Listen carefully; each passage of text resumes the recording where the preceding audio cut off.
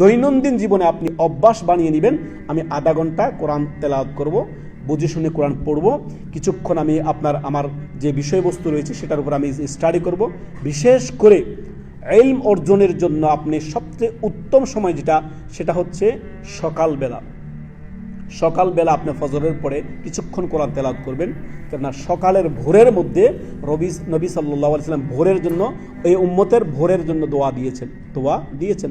দোয়াটি একটু আগে আমরা উল্লেখ করেছি যে নবী সাল্লাল্লাহু আলাইহি সাল্লাম বলেন, আল্লাহুম্মা বারিক লি উম্মতি ফি বুকুরিহা, যে আল্লাহ আমার উম্মতের সকালের মধ্যে ভোরের সকালের মধ্যে বরকত দান করেন। অতএব আপনি ফজর পড়েছেন, কিছুক্ষণ জিকির আজকার করেন, যদি সালাতুল ইশরাক যদি পড়ার অভ্যাস থাকে আপনার সেটাও পড়েন, যদি সেটা পড়ার অভ্যাস না থাকে তাহলে আপনি কোরআন নিয়ে বসে যান, কিছুক্ষণ কোরআন তেলাওয়াত করুন, কিছুক্ষণ আপনার স্টাডি করুন।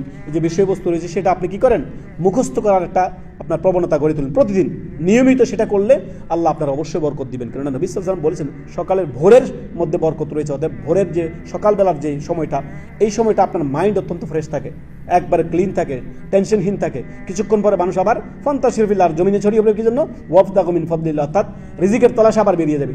তার পূর্বে আপনি কিছুক্ষণ স্টাডি করুন, তার পূর্বে কিছু আপনার ইলম অর্জন করুন, কিছু জ্ঞান অর্জন করুন, কিছু পড়াশোনা করুন, যে দৈনন্দিন অভ্যাসে গড়ে তুলুন। দেখবেন ইনশাআল্লাহ মুখস্থ আপনার হবেই হবে ইনশাআল্লাহ।